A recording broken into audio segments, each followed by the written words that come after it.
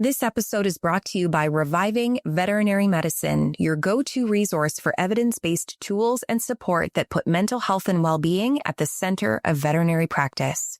Whether you're a veterinarian, technician, assistant, or manager, our free resources like blogs, downloadable handouts, and podcast episodes are designed to help you thrive, not just survive in your role.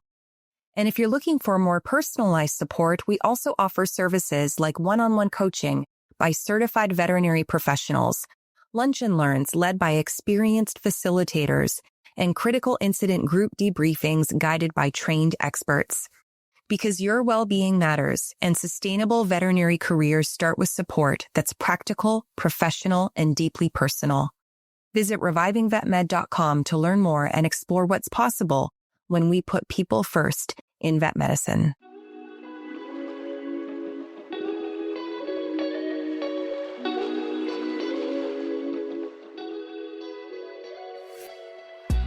Hey everyone, welcome to another episode of Reviving Vet Med.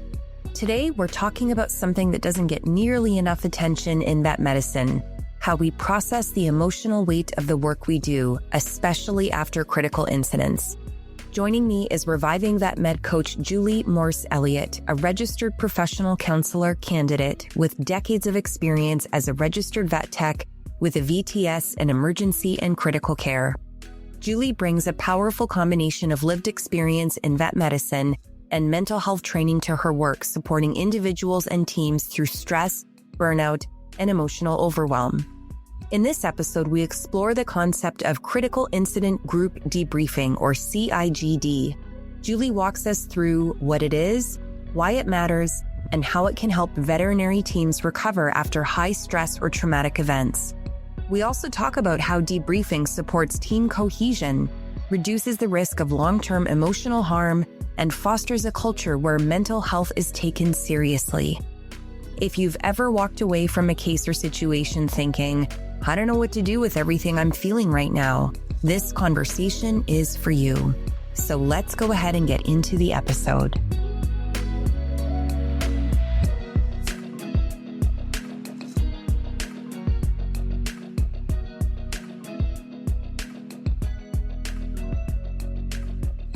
This is the Reviving Vet Med podcast, and I'm your host, Dr. Marie Hollowaychuk. And my mission is to improve the mental health and well-being of veterinary professionals around the world.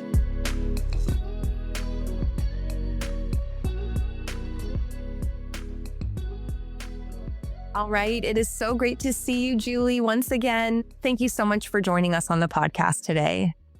Thanks, Marie. Really great to see you as well. And thanks for having me here. Of course. So we're going to get right into it. To start, I want to ask if you can explain what critical incident debriefing is and why it's especially relevant in vet medicine.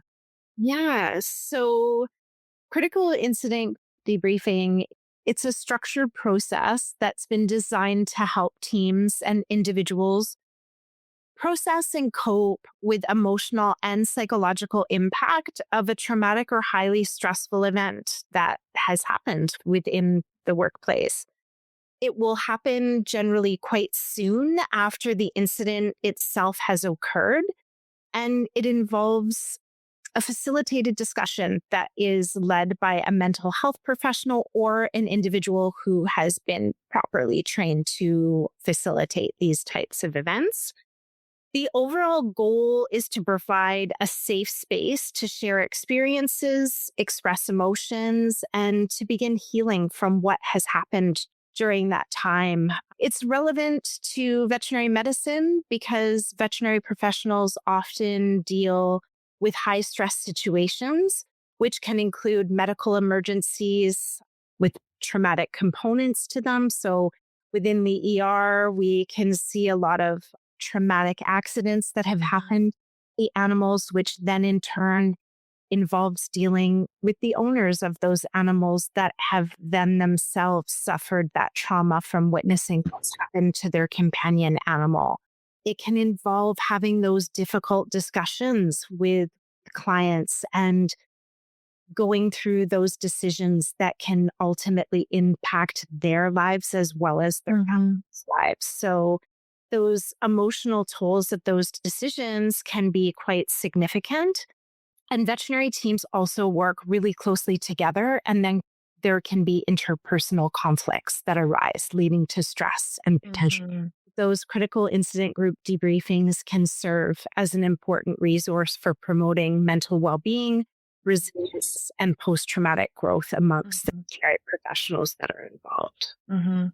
Yeah, you and I both come from the emergency space, and I feel like we have both experienced our share of traumatic events in practice. And you don't have to work in emergency by any means to experience these. I think back to different scenarios where we just didn't talk about what happened after. And then I found myself just going over and over it.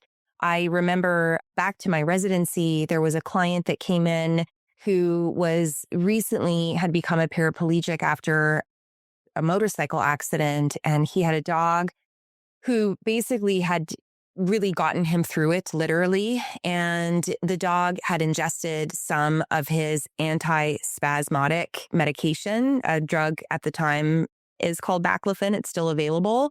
And we know now that baclofen is lipid soluble, so we can use lipids to reverse it. But at the time, this was like before intravenous lipid therapy, and this dog needed to be ventilated. And this owner was distraught and telling us if his dog didn't make it, that he wasn't going to make it. And I remember it being so intense in the ER and in the ICU and not knowing how to cope with that. And then in the aftermath, like being so worried that this dog wasn't going to make it and the ramifications that was going to have for the owner. And we didn't talk about it. And I think about situations like that, situations like even a client having a health episode in the practice and having to call an ambulance, or a team member. There's so many different scenarios. It could be an angry client that really loses their temper and maybe even becomes physically combative in the practice.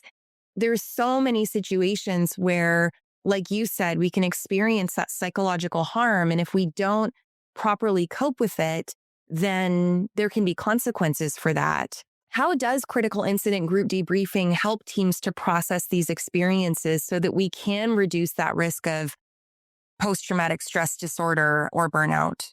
Yeah, I just want to acknowledge what you were just describing and talking about, and listening to you say that, literally goosebumps from the top of my head to the tip of my toes, and could actually feel the emotion coming up just thinking about the numerous number of incidents like over the years that I've been in emergency and critical care medicine, and just the stories, and the one that you just described, there's so many of them. And yeah, that nobody ever talked about it at all.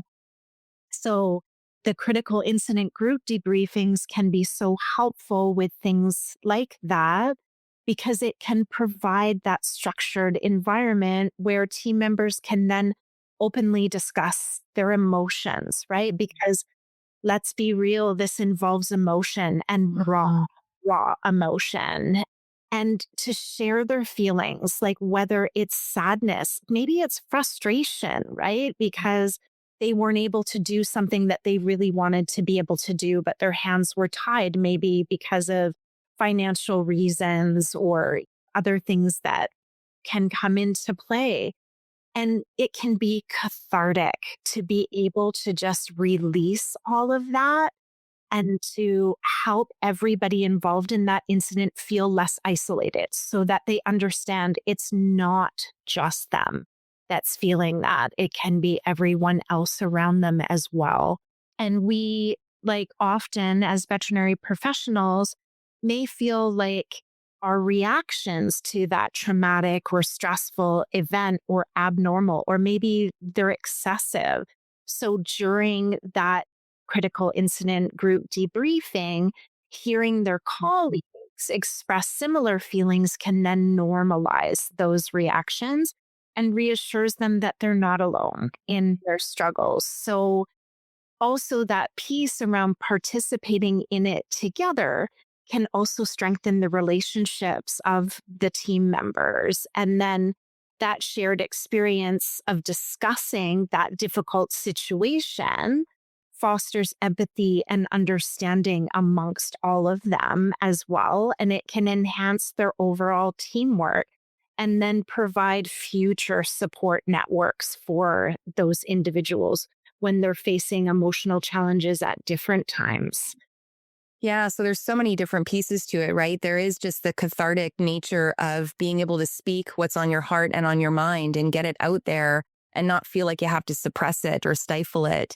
And then there's the normalizing of it, right? I'm not alone in feeling this way. It's normal for me to have this sort of reaction given the circumstances that arise, and then coming together collectively to get through it and not feel that loneliness and that isolation, which often develops in these post-traumatic stress times. What do you think are common signs that an individual would benefit from a critical incident debriefing session? What would you look for as a mental health provider? Yeah, there's a plethora of things and a long, almost exhaustive list that is there. But again, all of these little things can be very pertinent in being able to pick up on if one colleague is struggling or even yourself within a situation is struggling. So exhibiting really heightened emotions such as sadness, anger, or frustration that might seem a little bit out of the norm, like for what's going on or what's happening.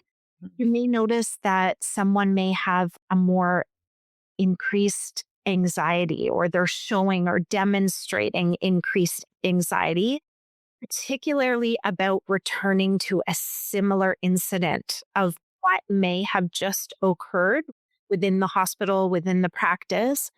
You may also see that they're withdrawing from you or withdrawing from other colleagues. And there may be a decline in participation during team discussions and activities. You may find them removing themselves. Irritability, frustration, short-tempered, which may not be the usual for that individual, where they're very fatigued, seeming quite exhausted, a complete lack of energy. Maybe they're sharing with you that they've had difficulty sleeping. And then there's physical aspects as well. So headaches, GI issues, or other ailments that are coming up. The individual might not be as productive.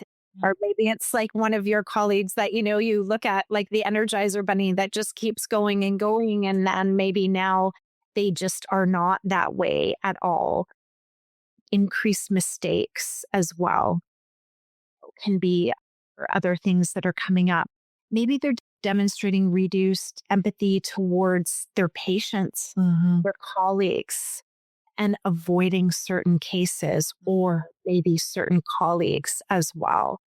And maybe they're describing that they're having nightmares or flashbacks of what just occurred as well. Yeah, gosh, so many different things that we could see. And it takes me back to some of those incidents whereby, I can remember after that one case, just being really scared for another ventilator case to come in, or having a really traumatic euthanasia for whatever reason, whether it was the family was in anguish or something happened. It's you're just on pins and needles thinking what if I have to go into another euthanasia? So lots of different things. And certainly the ideal would be to have the critical incident group debrief as soon as possible after the event so that we can avoid some of these symptoms that may develop, or at least recognize them when they do, and have the individual recognize them so that they know, okay, I am seeing this in myself and I need to seek further help, or, normalizing that. I'm sure a lot of people are hearing about critical incident group debriefing for the first time. Could you walk us through what that looks like? What can participants expect if they were to go through a debriefing like this? Yeah, absolutely. So the very first thing that's going to happen is, you would have a situation or an area in which you were, whether that be within the hospital, or maybe sometimes it would be outside of the hospital, depending on where it's going to be the most private, or, to maintain confidentiality. But what you're going to see is that the facilitator whomever that may be, whether that's a mental health professional or somebody who's been trained to facilitate critical incident group debriefings, they're going to introduce themselves. They're going to let the group know who they are. They're going to explain the purpose of the debriefing and, really importantly, set the expectations of the process, talking about confidentiality and ensuring the fact that whatever is discussed within the group is kept confidential. Anybody within that group, stepping outside of that group, everything stays within that. There's going to be ground rules and establishing of guidelines for the discussions. So things such as respect for each other's experiences, active listening, and refraining from judgment and criticism of one another. Because everybody's experiences are going to be different. Just because one individual within the group experiences something doesn't mean that's going to be another's experience. So recognizing that. There's going to be an incident overview that will occur. So the facilitator will recap the incident and ensure that everyone is on the same page regarding the event and what happened. And then the individuals will then begin sharing their personal experiences and feelings related to the incident. So this can include their thoughts during the event, their emotional reactions afterwards, and any coping mechanisms that they may have employed to help get them through that. And then the facilitator will encourage all participants to express their feelings, whether it's sadness, anger, confusion, or relief. With that being said, there would also be a respect to the fact that if there were individuals that were not comfortable sharing within that group session, that would be respected. And there would always be time allotted for afterwards if certain individuals wanted to speak one-on-one with the facilitator as opposed to within the group setting. The emotional processing and acknowledgement of feelings of the participant would be guided by the facilitator, who would be validating those experiences, normalizing their reactions to the incident. The facilitator may highlight common emotional responses to trauma in order to help the participants understand that their feelings are valid and shared by the others. There would be exploration of coping strategies by participants, discussing the strategies they use to cope with the incident, which can provide valuable insights and foster a sense of collaboration within the group. By doing that, it can then create these open discussions that are happening. And the facilitator may then offer additional coping strategies and self-care techniques that the participants can use moving forward. They may even run through some of that stuff within the debriefing. And then identifying lessons learned by the group, which is a really big one. What went well during the incident? What could have maybe been improved upon? Having that reflective process can then help the teams develop actionable insights and enhance their responsibilities to similar situations. During this time, the team members can also brainstorm ways to prepare and then respond to similar incidents in the future. And then closing and resources will come into the wrapping up at the end of the session by the facilitator. They'll then summarize key points, discuss and reinforce the importance of mutual support among the team members, because it's not just a matter of being within that group debriefing.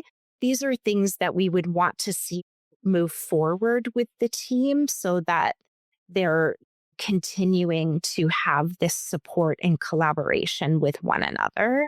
And then just letting them know information about any additional resources or help that they can get. So mental health resources, so individual counseling options, support groups, health-care tips for moving forward.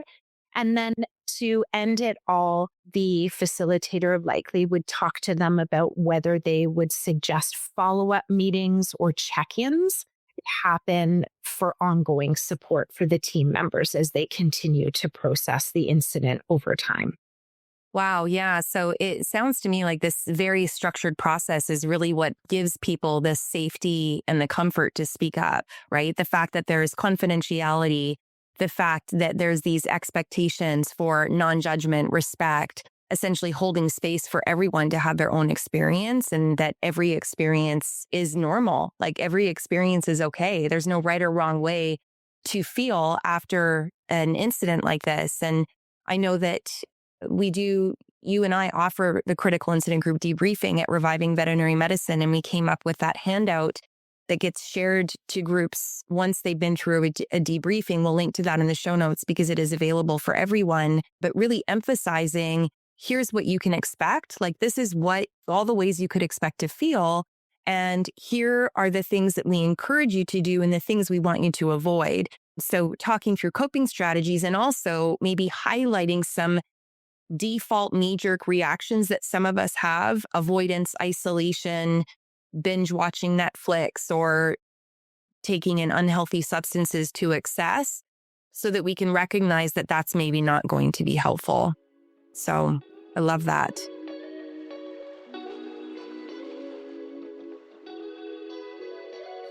Hey, it's Marie, just popping in to share some exciting news. My new book, A Compassionate Calling: What It Really Means to Be a Veterinarian, is now available.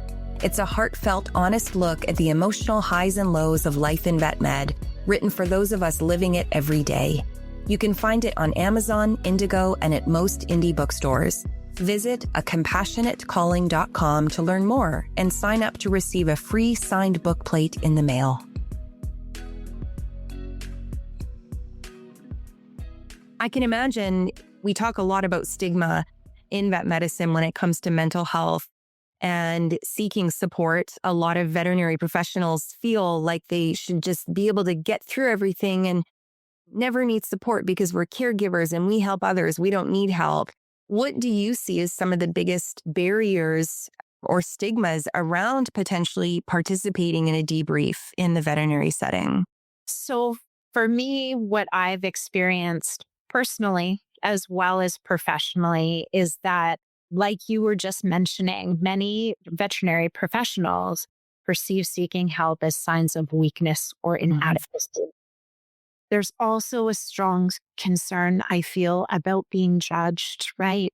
Judged by our colleagues, management, supervisors, if any of us express any emotional distress or want to seek assistance. And I think that fear then leads to this isolation and reluctance to share feelings. And there's just been such a mentality for so long, and that culture that has existed in tough it out, right? Like vet med has promoted that idea that individuals believe they must handle difficult situations independently, which then also discourages them to seek that help. And I think the other big piece can also be that competitive nature that can be attached, which in turn fosters an environment where individuals can feel pressure to appear strong and untroubled and therefore unlikely to seek help. And I just think addressing these barriers and stigmas requires like an effort from the individuals on the teams, but also from management, ownership. And I think by fostering a culture of openness and providing more of an education around mental health and establishing supportive policies, the veterinary community on a whole can help reduce the stigmas and encourage individuals to seek the help that they need when they need it. Yeah, it really seems like critical incident group debriefings would really fit into the broader strategy of mental health awareness and stigma reduction in veterinary settings, because it really is creating this normalcy around, we talk about it. This is what we do. And I've seen a shift in this way when it comes to CPR with the Recover guidelines and more formal guidelines really around how we do CPR. There's also been formal recommendations around how we cope in the aftermath of CPR. How do we engage in debriefs? And those, of course, are a little bit different much shorter than what we would do in these sort of situations. But nevertheless, it is normalizing the fact that going through a CPR is a distressing event, and part of getting closure after that event, and as you shared, taking away those things that went well, we need to talk about it. We can't just kind of disperse and then never think about it again and just carry that stuff home. And so debriefings really help to break down the silence, as you shared, around these mental health issues, and just really opening up the ability to share what we're experiencing and to talk through it. So I love that. I love that culture of support and awareness. What advice would you give to a practice manager or a leader who wants to introduce critical incident group debriefings, but they're not sure how to start, or they're worried about how their team is going to receive it? Yeah, I think first and foremost is that they themselves familiarize themselves with the principles and benefits of critical incident group debriefing first, because without doing that, I think it's going to be very difficult for them to sell that to their teams. Because the reality is, I think with changes like this and shifts that we want to see happen and that definitely need to happen, there is that component of being able to really explain it to its extent so that everyone understands the importance of it. And to ensure that the sharing of the information and those educational materials for their team, that they're doing that, that they're sharing that with them, allowing the team to take the time to read through it and fully understand it. So it basically demystifies the whole concept and maybe helps take away some of those fears or reluctance that might be there. And make sure to leave space for the team members to be like anonymous in order to communicate their interests and concerns through feedback. Like, I really, really encourage feedback. I know we've talked about this before, even within my counseling practice. Like, I'm going to encourage that feedback from my clients, because it then makes individuals feel more comfortable expressing their thoughts and to be more likely to be open about it. And make sure that the management, supervisors, ownership, that they're seeking the guidance of that qualified facilitator and reach out to them to help with communicating the benefits and to let the team know what to expect, like what we just talked about, going through what does that look like step by step so they're ready for it ahead of time. And last but certainly not least is being open with your own experiences as a leader. Show vulnerability with your team and talk to them about your experiences with stress or with mental health issues. Like, modeling that vulnerability is going to encourage your team to do the same, and it reinforces why it's so important to seek the support of critical group, debriefings during stressful and traumatic incidents. Yeah, I think that self-disclosure piece is so important in reducing the stigma and diminishing those barriers, because then a person sees that someone that they look up to or answer to or whatever, they're engaging in those supports too. I mean, I openly talk about my use of employee assistance programs, my own private counseling and other things, and how that's helped me. I think that's really makes it easier for people to feel like, oh, okay, if she's doing it, then why wouldn't I consider doing that as well? You mentioned the benefits. It's important to highlight the benefits on the part of selling this so-called, I don't want to use the word selling, but you know what I mean, like making this feel accessible to the team. We talk a lot about burnout and compassion fatigue in vet med. As far as benefits go, how does critical incident debriefing help to diminish those from occurring? So studies have actually shown that by providing emotional support and a safe space for expression, it can alleviate the burden of stress and provide a sense of relief, which is crucial in preventing burnout. And then the overall normalization of the reactions that have taken place in those individuals that have experienced these incidences reduces the feelings of isolation, which helps them realize they're not alone in these struggles, which is a big, big piece.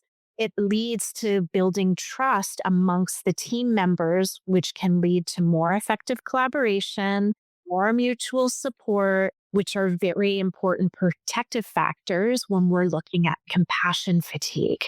Now, they've got that. Encouraging that self-reflection during debriefing, during that overall process, encourages individuals to reflect on their emotional well-being, act of their work, which then in turn, having this self-awareness prompts them to take proactive steps to address their mental health and therefore aid in prevention of burnout and compassion fatigue overall. Wow. So there's such ripple effects. I would never have thought that. And certainly not in that way. So benefits for the individual, benefits for the team, and then benefits for the future of this individual's mental health and well-being, just in increasing the awareness. I can imagine there's individuals out there who've experienced critical incidents or traumatic episodes, but they don't have access to group debriefing. Maybe they don't even have access to EAP or mental health benefits. What are some healthy self-care or coping strategies that you would recommend to those individuals? One of the biggest things that can be so helpful across so many different areas, like when we're looking at our own mental health, is journaling. So journaling, creative writing. Journaling allows access to the emotions, to the feelings. It is part of a tool to process what you are going through, being able to write it all down on paper, to be able to go back, look at that. Maybe some individuals might want to type on a computer. Maybe they have a journal entries that way. Whatever it looks like for that individual and whatever feels comfortable are things that can have great impact on being able to process whatever stress and trauma that they're looking at. Mindfulness, I know this is a big one for you as well. Mindfulness, meditation, yoga, breathing, those deep breathing exercises, all of those things. There's so many places now, even if we just look at YouTube, to be able to access for free, to go on where there's trained individuals that can guide you through a meditation. Reviving Veterinary Medicine offers that on their website. Within your podcast, you have different meditation processes as well that are all free and accessible and are so helpful and so useful within processing. Simple things like exercise, getting outdoors into the fresh air. If you're an individual who's artistic or creative, get into that, whether that's painting, whether that's playing an instrument, or even just listening to music sometimes are ways of helping. Remembering that self-compassion piece and being kind to yourself and acknowledging those feelings, not just necessarily pushing them away, but allowing them to be. And overall, establishing of routines within your day as well. When something has happened or something that has come up that has offset that, is remembering to try and stay consistent, going back to that with routines. And normalizing those routines will also help. It's so funny to me. I know this came up a lot during COVID, right? Where it was, everyone just felt like their world was turned upside down, and it was. And really this emphasis on trying to still keep a routine, try to feel like you have control over something in your day, despite not having control over the circumstances around us. And we can't control what happens to us in vet med. These things are going to happen in our environments, and many of them are out of our control, but we do have control over our reactions, how we cope, what we do to take care of ourselves, how we take care of each other. This has been such helpful information, Julie. I'm so grateful for all your wisdom and expertise. Before I let you go, I want to ask you something that we ask all of our guests, which is, what does the phrase reviving veterinary medicine mean to you? This is a big one for me because I just find it resonates really, really deeply with me. It embodies a vision of transformation and renewal within a field that I hold very, very dear and have for a really, really long time.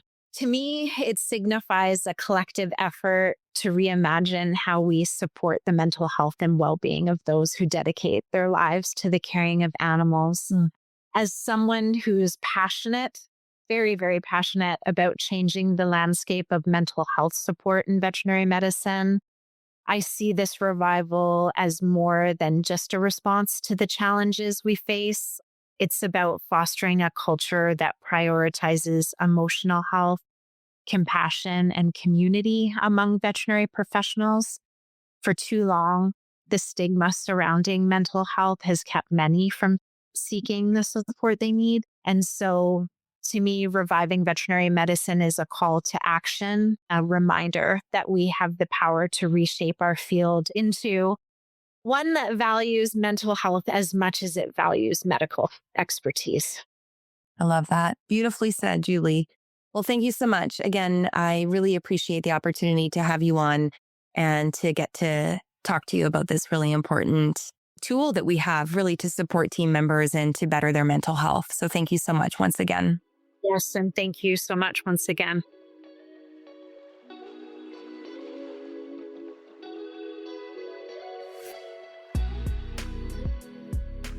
So that's it for this episode of Reviving Vet Med.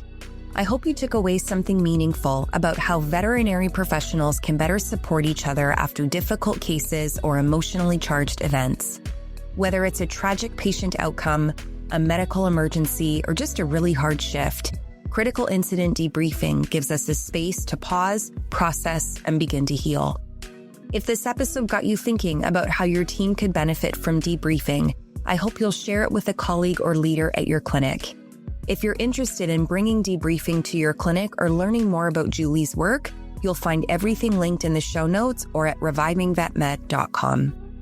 Please subscribe to the podcast if you haven't already done so that you don't miss future episodes. You can also follow us on social media at Reviving Vet Med for more well-being tools, tips, and support. If you have questions, topic suggestions, or want to inquire about sponsorship, you can always reach us at podcast@revivingvetmed.com. Special thanks to the team at Podcast Prime Solutions for producing this episode, to Julie Morse Elliott for being our guest, and most of all, thank you for listening. Until next time, take care of yourself. Bye for now.